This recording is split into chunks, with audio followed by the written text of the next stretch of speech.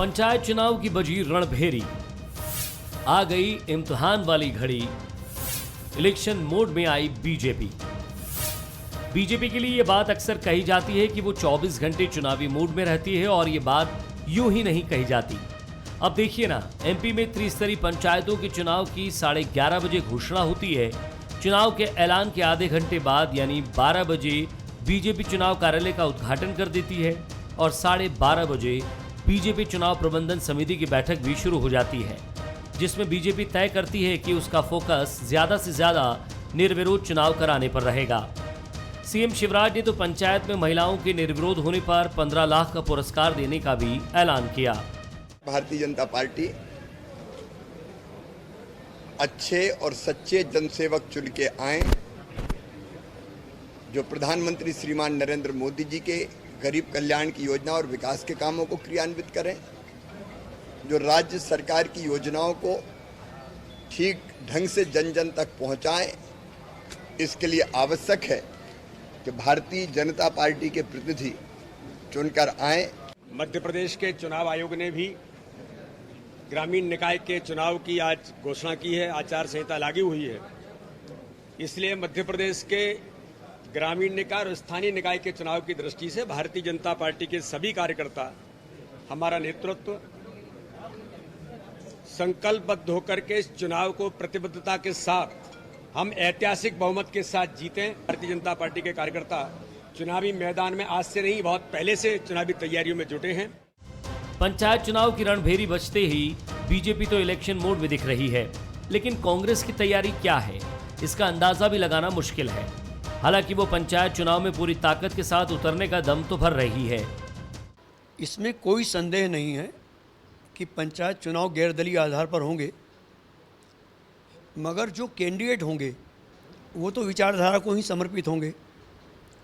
और जो मौजूदा हालात भारतीय जनता पार्टी की है, चाहे वो महंगाई हो, कोरोना से इस प्रदेश में हुई 2.5 लाख से अधिक मौतें हों, पेट्रोल डीजल की कीमतें हों, किसानों की समस्या हो, नौजवानों की समस्या हो, व्यापम से जुड़े मुद्दे हों, भ्रष्टाचार से जुड़े मुद्दे हों, उन सबसे आम जन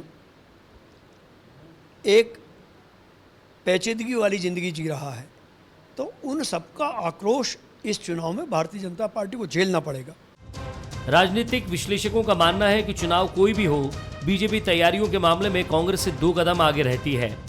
बीजेपी उस छात्र की तरह है जो परीक्षा की तैयारी साल भर करता है और कांग्रेस ऐन वक्त पर। हालांकि ये चुनाव बीजेपी और कांग्रेस दोनों के लिए अहम है, क्योंकि इनके नतीजे 2023 की तस्वीर पेश करेंगी। नमस्कार, मैं हूं मनोज सैनी। आज का हमारा मुद्दा है इलेक्शन वाली बीजेपी। पंचायत चुनाव का बिगुल बज चुका है, बीजेपी इलेक्शन वाले मूड पर नजर आ रही। चुनाव तारीखों का ऐलान होते ही भारतीय जनता पार्टी ने अपनी रणनीति पर काम भी शुरू कर दिया। जाहिर है कि बीजेपी हर वक्त चुनाव को लेकर तैयार रहती है। हालांकि कांग्रेस तैयारियों के मामले में बीजेपी से पीछे दिखाई दे रही। तो यही हमारा मुद्दा है। लेकिन शाम होते होते भारतीय जनता पार्टी ने एक और कमेटी घोषित कर दी। नगरीय निकाय चुनाव की जिम्मेदारी किसको होगी, वो भी कमेटी बना दी। तो जाहिर है कि तमाम तरह की चीज़ें भारतीय जनता पार्टी की तरफ से देखी जा रही। लेकिन दूसरी तरफ कमलनाथ भी लगातार महीने भर यहीं रहने वाले हैं, बैठ के भी करेंगे और तैयारी के साथ आगे भी बढ़ेंगे। पर किसकी कितनी तैयारी, समझते हैं। मेरे साथ 4 मेहमान जुड़ रहे हैं। शरद द्विवेदी जी हैं, हमारे न्यूज़ हेड रायपुर से मेरे साथ जुड़ेंगे।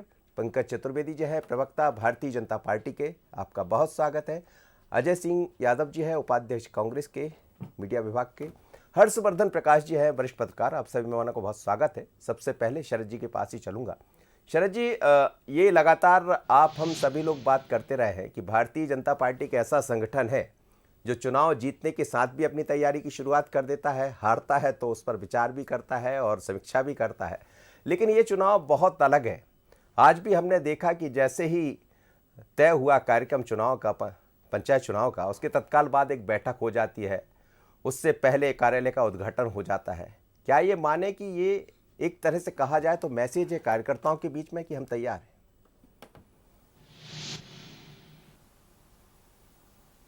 बिल्कुल ठीक कहा मनोज आपने कि बीजेपी एक ऐसी पार्टी है जो हमेशा चुनावी मोड के लिए तैयार रहती है। लेकिन ये बात हम भले ही बार बार कहें कि उसकी तुलना में कांग्रेस अब पिछड़ती हुई दिखती है हमेशा। लेकिन अब मध्य प्रदेश में सिनेरियो आप कह सकते हैं कि वैसा नहीं है जैसा आप कह सकते हैं 2003 से लेकर 2018 के पहले पहले तक हमने देखा है।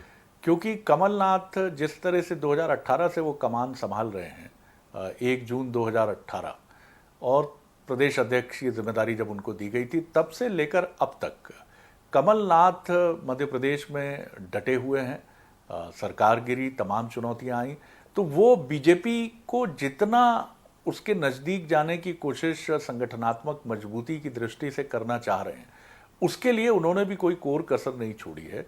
इसलिए मैं ये ज़रूर कहूँगा कि बहुत मेधावी विद्यार्थी है बीजेपी, लेकिन उसी के नक्शे कदम पर चलने की या उसी को कॉपी करने की कोशिश मध्य प्रदेश में कांग्रेस भी कर रही है। और यही वजह है कि आप देख रहे हैं कि इस बार 50-50% की दो अलग अलग शैलियां भी हम देख रहे हैं। एक महापौरों का प्रत्यक्ष निर्वाचन और नगर पंचायतों के अध्यक्ष और नगर पालिकाओं के अध्यक्षों के लिए अप्रत्यक्ष निर्वाचन। ये बताता है कि दोनों ही दल एक दूसरे को कमतर नहीं आंक रहे हैं और कोई भी किसी भी तरह का जोखिम लेने के मूड में भी बिल्कुल नहीं है। मनोज जी बिल्कुल, आप ठीक कह रहे हैं। पंकज जी, ऐसा दिखाई देता है कि जोखिम तो आप भी देखकर चल रहे हैं, और वैसे भी जब चुनाव मैदान में होते हैं तो किसी को कमजोर नहीं समझना चाहिए। ये आपके प्रदेश अध्यक्ष भी कहते रहे, मुख्यमंत्री जी भी कहते रहे। कांग्रेस की भले आपकी तरह की तैयारी दिखाई नहीं दे रही हो, लेकिन इस बार ऐसा तो है कि वो तैयार है। चुनौती देखिए मनोज जी, भारतीय जनता पार्टी इस बात को लेकर अपना कामकाज नहीं करती कि प्रतिपक्ष क्या काम कर रहा है। भारतीय जनता पार्टी अपने पक्ष की सशक्तता और सबलता पर काम करती है और एकदम प्रशांत भाव से हम लोग काम करते हैं कि जो हमारा लक्ष्य बहुत स्पष्ट है। और यद्यपि ये चुनाव कमल के चुनाव चिन्ह के आधार पर, किसी दल के चुनाव चिन्ह के आधार पर नहीं है, इस बात में कोई संदेह नहीं कि भारतीय जनता पार्टी विचारधारा से जुड़े जो तमाम हमारे नेता और कार्यकर्ता हैं जो ग्रामीण परिवेश में सक्रिय, वो चुनाव मैदान में उतरेंगे। और इसीलिए भारतीय जनता पार्टी संगठन को ये ज्ञात था कि 2-4 दिन में चुनाव आचार संहिता लगने वाली, तो हमारा कार्यक्रम तो आचार संहिता की घोषणा आज हुई, पर हमारा लेकिन टाइमिंग बड़ी गजब की टाइमिंग। एक तरफ 11:30 बजे वहां घोषणा हो रही थी, दूसरी तरफ आप पूजन पाठ कर रहे थे, कार्यालय का उद्घाटन, उसके तत्काल बाद बैठक भी हुई। ये टाइमिंग भी बड़ी गजब थी। सर देखिए, जीवन में हर जगह समय का ही खेल है। आप कह रही समय का प्रबंधन, यदि टाइमिंग प्रॉपर है तो आपको विजेता होने से कोई नहीं हो सकता। फिर प्रकृति की शक्तियां भी आपका साथ देती हैं। इसीलिए 11:30 बजे घोषणा, 12 बजे शुभारंभ कार्यालय का मुख्यमंत्री माननीय अध्यक्ष जी के द्वारा, बाकी वरिष्ठ राजनेताओं के द्वारा, 12:30 बजे से बैठक। अब नगरीय निकाय, ये तो पंचायत का विषय था, निकाय चुनाव की बात समिति घोषित कर दी। यानी हम हमेशा तैयार रहते हैं। और उसके लिए तैयारी के लिए मनोज जी, जो आपने कहा ना, शरद जी ने कहा कि Bharatiya Janata party brilliant election student है जी। तो जो ब्रिलियंट इलेक्शन स्टूडेंट है, जिसकी चुनाव की तैयारी हमेशा है, क्योंकि हम चुनाव के अंदर राजनीति नहीं कर रहे, हम ये भी नहीं परवाह कर रहे कि कांग्रेस क्या कर रही क्या नहीं कर रही है, उनका विषय, उनका विवेक है। ठीक है, कांग्रेस तय नहीं कर पा रही है वहां जिस प्रकार की असमंजस की स्थिति है। कमलनाथ जी कह रहे हैं कि 10 किलोमीटर रोज चलो, मतलब लोग 10 किलोमीटर भी नहीं चलते। अच्छा, खुद कमलनाथ जी कितना चलते हैं मनोज जी? हेलीकॉप्टर, हवाई जहाज से नीचे, कार से नीचे हमने उनको नहीं देखा। आप देखिए बड़ी तेजी से चल रहे हैं। अब अजय जी साथ बैठे हुए, प्रवक्ता से उपाध्यक्ष बन गए अजय जी। मनोज जी, नहीं, बधाई अजय को, प्रवक्ता से उपाध्यक्ष बन गए। और मैं तो चाहता हूं कि वो अध्यक्ष बने मीडिया विभाग के, बाकियों से वो योग्य हैं। लेकिन कमलनाथ जी 10 किलोमीटर कहाँ चल रहे हैं, वो जरा मुझे एक बार आप बता दीजिएगा। पूछ लेते अजय जी, बता दीजिए। देखिए मनोज जी, कांग्रेस पार्टी और भारतीय जनता पार्टी में एक मूल अंतर हो गया है। कांग्रेस पार्टी राजनीतिक दल की तरह काम कर रहा है और भारतीय जनता पार्टी जैसे कोई इवेंट कंपनी हो, प्रोपोगेंडा कंपनी हो, कंपनी की तरह तमाम चीज़ें मैनेज करना, तमाम चीज़ें ऐसा दिखना जैसे कोई मैनेजमेंट सिस्टम की तरह काम कर रहा हो। कांग्रेस पार्टी कभी इस सिस्टम को एडॉप्ट नहीं करेगी। हम राजनीतिक दल ही रहेंगे, जनता के बीच में अपनी बात पहुंचाने के लिए हमेशा तत्पर रहते हैं। भारतीय जनता पार्टी की जो भी बड़ी बातें हैं, इन सब बातों का हमने कई बार परिणाम देखा। इस तरह के इवेंट, देव दुर्लभ कार्यकर्ता, रेगांव और दमोह जैसे उपचुनावों में जनता ने इन्हें मत नहीं दिया तो सारे इवेंट धरे रह गए। तो कोई इवेंट चुनाव नहीं जिताता है, चुनाव जनता जिताती है। नगरीय निकायों में अगर भाजपा ने काम किया होता, आप देखिए 2 साल तक तो प्रणाली की चयन नहीं कर पाए कि प्रत्यक्ष करें, अप्रत्यक्ष करें। आखिरी में नगर नगर निगम प्रत्यक्ष, बीच में आपका बाकी समय जगह भी रहा है। अप्रत्यक्ष। हमने तो एक प्रणाली चुन ली थी, लेकिन आप तो प्रणाली तक का चयन नहीं कर पाए। तो ये हार का डर था कि कौन सी प्रणाली से हार बच सकती है, नहीं तो ले आते अपनी पुरानी प्रणाली। नहीं ला पाए, लेकिन इसलिए भारतीय जनता पार्टी अब केवल प्रपंच करती है, प्रोपोगेंडा करती है। कांग्रेस पार्टी जमीन पे काम कर रही है। अजय जी, लेकिन कमलनाथ जी कहते हैं कि आपका कार्यकर्ता जब तक तैयार होता है तब तक बीजेपी का कार्यकर्ता निकल चुका होता है। देखिए, तो कमलनाथ जी किसी गलतफहमी में नहीं है, वो बीजेपी का बहुत परफेक्ट आकलन करके और कहीं ना कहीं प्रेरित भी करते हैं कांग्रेस के कार्यकर्ताओं को कि बीजेपी से भले ही राजनीतिक प्रतिद्वंदिता हो, विचारधारा जन्य प्रतिद्वंदिता हो, लेकिन जो उसकी अच्छी चीजें हैं वो तो लीजिए। इसीलिए वो बार बार कहते हैं कि हमारी बीजेपी से नहीं, बीजेपी के मजबूत संगठन से भिड़ंत है। बिल्कुल सही बात है और मैं आपकी बात से पूरी तरह सहमत हूं। कमलनाथ जी की यही राजनीतिक शैली है जो स्पष्टवादिता के साथ बात करते हैं। हम प्रोपोगेंडा नहीं करते, झूठे इवेंट नहीं करते। कमलनाथ जी कार्यकर्ताओं से कहते हैं कि संगठन को हमें मजबूत करना है, हमारे संगठन में जो कमियां थी उन्हें दूर करना है। और 2018 से लेके 2022 तक वो कमियां बहुत हद तक तैयारी मजबूत है ना सर? बहुत मजबूत है। मैं आपसे कह रहा हूं, हमारा संगठन ब्लॉक स्तर से बूथ स्तर तक पहुंच गया है। आज एक एक बूथ पे हमारे 2-2 प्रतिनिधि और संगठन के चुनाव बूथ स्तर पे हो रहे हैं। ये कांग्रेस का संगठन नहीं होता था, मंडलम नहीं होते थे पहले, सेक्टर नहीं होते थे। तो ये संगठन की शैली बदली है। आपने समझा, बीजेपी को, संगठन को भी समझा, वही सब। देखिए, राजनीतिक प्रतिद्वंदियों के हिसाब से तैयारी करना एक राजनीतिक मोर्चे की जरूरत होती है। हम उसको स्वीकार करते हैं। हम भाजपा की तरफ प्रोपोगेंडा नहीं करते। चुनाव 2018 में हम जीत रहे हैं और आप ऐसे प्रोपोगेंडा कर रहे हो जैसे पूरी जनता आपके साथ खड़ी हुई है। कांग्रेस पार्टी जनता के बीच मजबूती से पहुंच रही है और आपकी जो नगरीय निकाय की असफलता है और पंचायतों की असफलता है, उसमें जनता आपको सबक सिखाएगी। हर्षवर्धन जी, ये दोनों आप मेहमानों की बात सुन रहे होंगे, लेकिन ये चुनाव बहुत अलग है इसलिए भी, जैसा शरद जी भी कह रहे थे, पहली बार है कि ये देखा जाएगा जब महापौर को सीधे जनता चुन रही होगी। ये भी पहली बार देखा जाएगा कि अप्रत्यक्ष तौर पर नगर पालिका और नगर पंचायत के अध्यक्ष को पार्षद चुन रहे होंगे। दो तरह की धारा एक ही उसमें दिखाई दे रही। क्या इसमें कहीं डर है भारतीय जनता पार्टी के भीतर, या एक नई रणनीति के साथ आगे बढ़ रही जो स्थितियां, जैसे कांग्रेस कह रही कि तमाम ऐसे मुद्दे हैं, महंगाई जैसे मुद्दे हैं, बाकी चीज़ें हैं जिसको लेकर हम मैदान में जाने वाले, तैयारी दिखाई नहीं दे रही। लेकिन कांग्रेस वर्सेस बीजेपी हम दोनों को देखें तो आप कहाँ देख रहे हैं?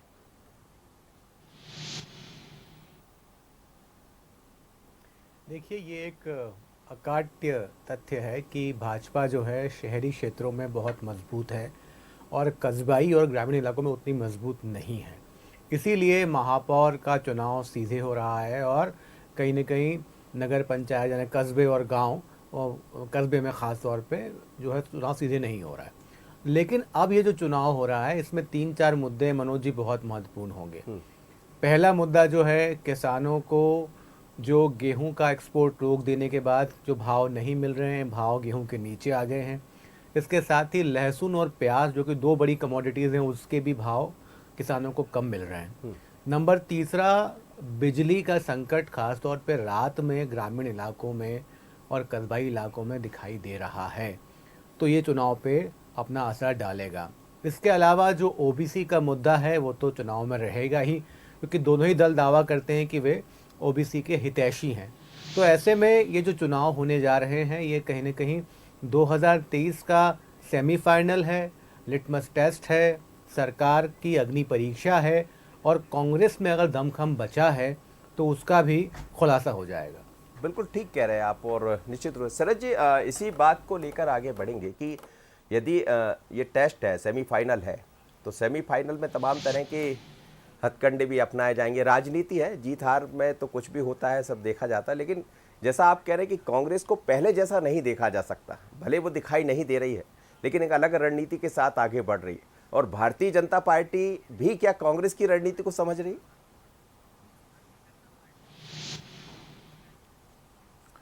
देखिए, बीजेपी एक ऐसी पार्टी है जो बहुत चतुराई से चीज़ों को देखती समझती ही नहीं है, बल्कि चुनाव के समीकरणों को बहुत संतुलित करने में भी उसकी महारत कमाल की है। और यही वजह है कि आप और हम देखते हैं कि चाहे पश्चिम बंगाल हो, जहां भले ही बीजेपी को सफलता ना मिली हो, लेकिन वो 3 से 73 तक पहुंच जाती है। उत्तर प्रदेश जैसे राज्य में जहां एक बड़ा सेगमेंट जो है वो ये दावा करता है कि अखिलेश यादव भले ही सरकार न बना पाए लेकिन उनको नज़रअंदाज करना मुश्किल होगा, वो पीछे छूट जाते हैं।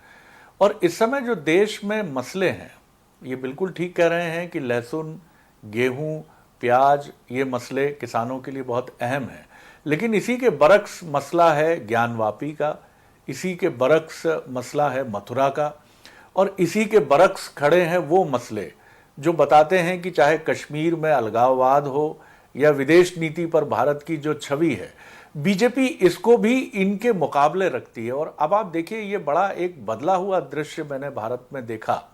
मोदी जी की छवि का आप इसको करिश्मा कहिए कि डबल इंजन का एक नारा हमने उत्तर प्रदेश से सुना।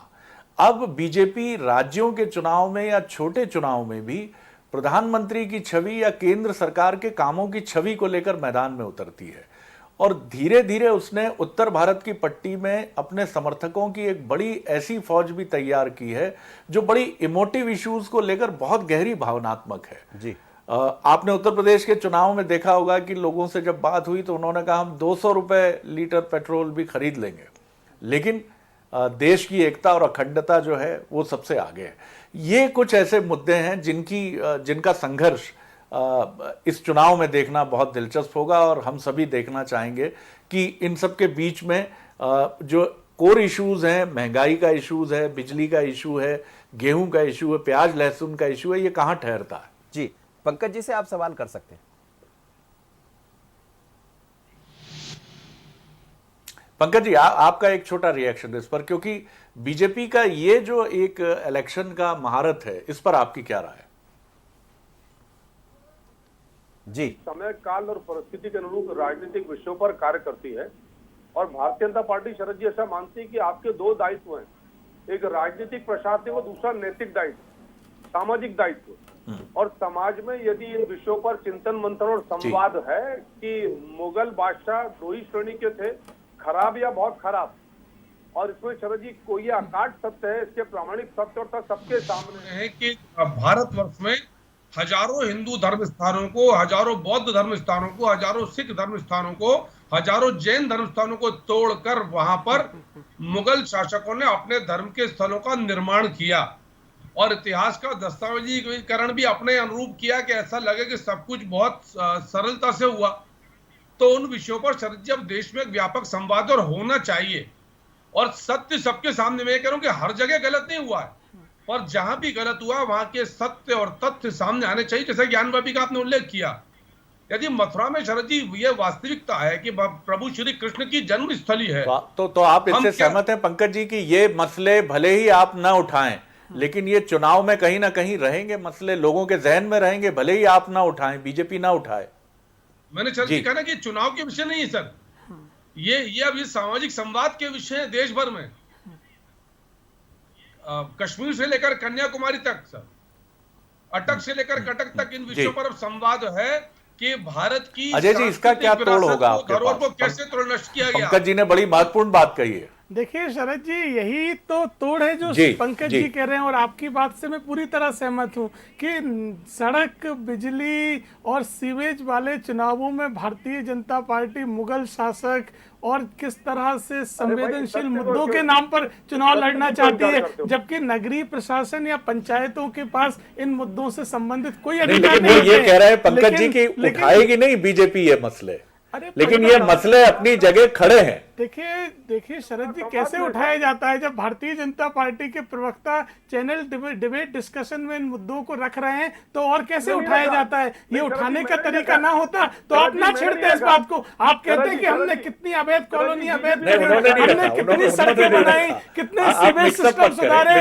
हमने कितनी नालियां बनाई, हमने कितने घरों में नल पहुंचाया, बिजली की व्यवस्था कितनी सुधारी, ये तो आप बात ही नहीं कर रहे हैं। आप तो कह रहे हैं मुगल शासक अच्छे होते हैं कि बुरे होते हैं। अब ग्राम पंचायत को मुगल शासक से क्या लेना देना है? आप बताते ना कि ग्रामों में हमने कितने ओडीएफ फ्री बनाए, हमने कितने गांवों में नल जल योजना पहुंचा दी। आप बताते आवास योजनाओं के पैसे क्यों नहीं मिल रहे हैं, अंत्येष्टि योजना केवल योजना क्यों बन के रह गई, खातों में पैसे क्यों नहीं आ रहे? ये मुद्दे थे गाँव के, इनका तो आप बात ही करने को तैयार नहीं है। आप तो संवेदनशील मुद्दों के नाम पर हवा दे रहे हैं और जनता से कह रहे हैं इन्हीं मुद्दों पर हमें वोट दे दीजिए। काम हम कुछ नहीं करेंगे, केवल संवेदन संवेदनशील मुद्दों पे वोट दे दीजिए, काम जी, की हमसे पंकज उम्मीद जी। मत करना। अरे, सुन लो जनता भाई। समझ अजय जी, रही है, लौटता हूँ ये आपकी काट तरफ की भी। हांडी नहीं चढ़ने मनोज वाली जी है। फिर लौटेंगे आपकी तरफ जी। देखिए शरद जी, भारतीय जनता पार्टी इन विषयों जी, पर चर्चा बोलिए। नहीं कर रही, पर ये विषय ज्ञानवापी से लेकर कृष्ण जन्मभूमि और भोपाल की जामा मस्जिद जैसे विषय सामाजिक संवाद में है, और जो सामाजिक संवाद में है उन पर चर्चा होने में क्या दिक्कत की बात है? कांग्रेस दिक्कत क्या ये डर है? है पंकज जी की नगर निगम को इन मुद्दों को निपटाने का अधिकार नहीं है। ग्राम पंचायत के पास इन मुद्दों के लिए कोई अधिकार नहीं है। जिस चीज का चुनाव है उस मुद्दों पर चुनाव लड़िए। दिक्कत ये है कि जब ये अधिकार नहीं है ग्राम पंचायतों को, तो चलिए मैं हर्षवर्धन जी की तरफ एक सवाल के साथ चलता हूँ। मनोज जी इजाजत दें आपको, मैं हर्षवर्धन जी की तरफ चलता हूँ। कांग्रेस मुगल शासकों के पक्ष में क्यों, ये बताइए? मुगल आप तो किसी के साथ नहीं है, केवल रोटियां सेकना चाहते हैं। मुगलों का पक्ष क्यों ले रहे हो भाई? मुगल शासकों के पक्ष ये में बात आप इससे कितना इत्तेफाक रखते हैं हर्षवर्धन जी? आप इससे कितना इत्तेफाक रखते हैं कि लोगों के जहन में कहीं ना कहीं ये मसले हैं, और बीजेपी का जो एक सेट समर्थन समूह है मतदाताओं का, वो इन चीजों से अलग करके अपने को नहीं देखता है, चाहे इलेक्शन किसी भी स्तर का हो? क्या राजनीतिक दृष्टि से, विश्लेषण की दृष्टि से, पत्रकारिता के नजरिए से आप इसको कितना सत्य के करीब पाते हैं? जी जी देखिए, जिस तरीके से पॉलिटिकल डायलॉग चल रहा है, बहस चल रही है, कोर्ट में केसेस चल रहे हैं, तो समाज के अवचेतन में तो ये मुद्दे रहते हैं, और पोलराइजेशन भी इस पे बहुत ही स्पष्ट दिखाई देता है। तो निस्संदेह इस पे तो असर पड़ेगा ही, लेकिन ख़ास तौर पर शरद जी, जहाँ ग्रामीण इलाकों की हम बात करें, जहाँ ग्राम पंचायतों की बात हम करें, वहाँ पे स्थानीय समीकरण ज़्यादा हावी होते हैं बनिस्बत की राष्ट्रीय मुद्दों के, जो ज्ञानव्यापी है, जो कि बहुत दूर है मध्य प्रदेश से। तो ग्रामीण इलाकों में पंचायत स्तर पे, जहाँ पे चुनाव में कोई दल भी नहीं होता, केवल व्यक्ति होता है, उस पे उसी व्यक्ति के आधार पे वोटिंग होती है, मेरा ऐसा मानना है। शरद जी, जैसा हर्षवर्धन जी भी कह रहे हैं, लेकिन ये जो छोटे छोटे मुद्दे हैं, चाहे आप बिजली की बात कर लीजिए, अभी सवाल है कि बिजली की कटौती हो रही है, या फिर हम बात कर लेते हैं कि किसानों को लेकर प्याज लहसुन, जिसका जिक्र हर्षवर्धन जी भी कर रहे थे, ये सब मुद्दे कहीं असर तो छोड़ेंगे?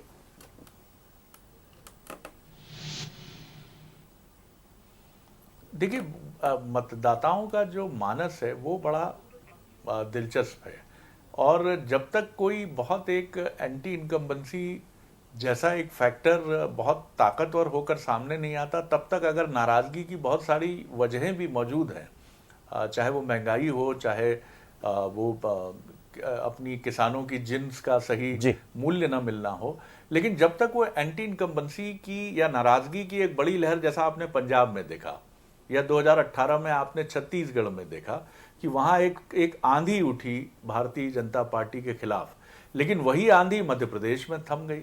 मध्य प्रदेश में भले ही कांग्रेस की सरकार बनी, लेकिन बड़ा नजदीकी मुकाबला था। तो एंटी इनकम्बेंसी कितनी प्रबल है? अब इस बार ये भी बड़ा दिलचस्प है कि 14-15 महीने कांग्रेस की सरकार है, और उसके बाद अभी 3.5 साल में करीब 2.25 साल आप कह सकते हैं कि बीजेपी की सरकार है। तो जनता भी एंटी इनकम्बेंसी के लिए किसको ढूंढेगी? जी ये भी एक बड़ा सवाल है। फिर भी आप ये कह सकते हैं कि बीजेपी 2003 से सत्ता में काबिज है, और एक 14 महीने का समय छोड़ दें, इसलिए बीजेपी पर फिर भी हम कह सकते हैं कि अगर उसका मान लीजिए कोई, हम सोचते हैं कि कोई असर होगा, तो बीजेपी पर उसका असर हो सकता है। लेकिन बीजेपी बहुत ही तरीके से, जैसे हर्षवर्धन जी ने भी मुहर लगाई, एक दिन पहले जगदीश द्विवेदी जी सीनियर जर्नलिस्ट, उन्होंने भी कहा कि शहरी क्षेत्रों में प्रत्यक्ष निर्वाचन है और ग्रामीण क्षेत्रों में अप्रत्यक्ष निर्वाचन है। तो बीजेपी की रणनीति फूल प्रूफ है। कांग्रेस के लिए पसीना बहाने की घड़ी है, और अपने को मुकाबले में बनाए रखने की जद्दोजहद करने का बहुत ताकत से समय है। जी पंकज जी, अंतिम प्रतिक्रिया, आप कुछ कहना चाह रहे हैं? आग्रह कर रहा था कि आप देखिए कि हम किस प्रकार विकास क्या करते हैं। मुख्यमंत्री जी ने अभिनव किया समरस पंचायत का, कि जहां पंच सरपंच निर्वाचित होते हैं, महिला सरपंच, पूरी पंचायत महिलाओं की होती है, पूरी पंचायत में महिला निर्वाचित होती है।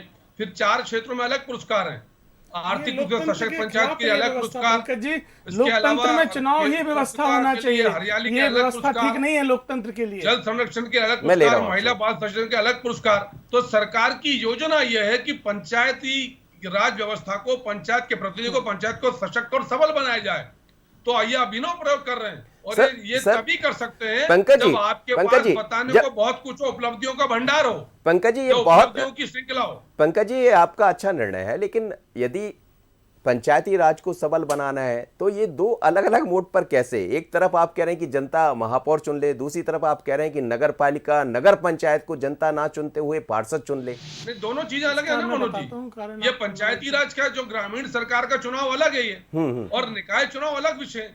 आज हम चर्चा कर रहे हैं ग्रामीण विषय पर, और ये जो मैंने समरस पंचायत की बात करी, या आर्थिक के क्षेत्र पर, हरित क्रांति के क्षेत्र पर, महिला और बाल सशक्तिकरण के क्षेत्र पर, स्वास्थ्य और स्वच्छता के क्षेत्र पर, वो पंचायतों के विषय हैं। चलिए बताइए अजय जी। देखिए मनोज जी, जो आपने बात कही कि नगर निगम में डायरेक्ट और नगर पालिका नगर परिषद में इनडायरेक्ट क्यों है, असल में क्या है, नगर पालिका नगर परिषद में भारतीय जनता पार्टी समझती है कि चुनाव के बाद पार्षदों की खरीद फरोख्त करके पालिका बना सकते हैं। नगर निगम में बड़ा क्षेत्र होता है, बड़े बड़े नेता चुनाव लड़ते हैं, इसलिए पार्षद का चुनाव ना हार जाए बड़े नेता, इसलिए डायरेक्ट महापौर का चुनाव रखा है, क्योंकि भाजपा के बड़े नेताओं को पार्षद का चुनाव हारने का डर है। अरे 16 नगर निगमों का रिपोर्ट कार्ड रख दीजिए ना, 8 साल पहले कौन से वादे किए थे और 8 साल में क्या काम किया है, उसको लेके आइए सामने।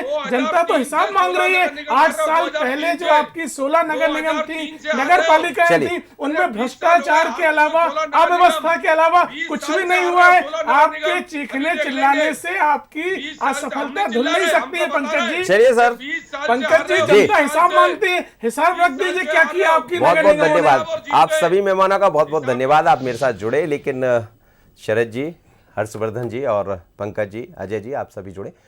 बड़ा सवाल यही है कि मध्य प्रदेश में पंचायत चुनाव को लेकर आज घोषणा कर दी गई है और जिस तरह से सरकार की तैयारियां हैं, बात यही कही जा रही है कि कुछ पंचायतें ऐसी है जहां निर्विरोध तौर पर यदि चुनाव हो जाए तो एक अच्छा मैसेज जाएगा। लेकिन क्या इस मैसेज में भी कुछ और दिखाई देता है? कांग्रेस की आरोप है इस पर बड़ा बात यही कही जा सकती है कि यदि भारतीय जनता पार्टी एक साथ कई तरह की तैयारियों में लग जाती है तो फिर कांग्रेस को क्या करना होगा? क्या कांग्रेस के लिए ये चुनौती होगा? वैसे भी ये चुनाव बहुत अलग होने वाले हैं, क्योंकि ये सेमीफाइनल है, उसके बाद फिर फाइनल भी होगा 2023 में। मुझे दीजिए इजाजत, आज इतना ही। आगे देखिए छत्तीसगढ़ आज का मुद्दा में एक्टिव मोड में बीजेपी। नमस्कार।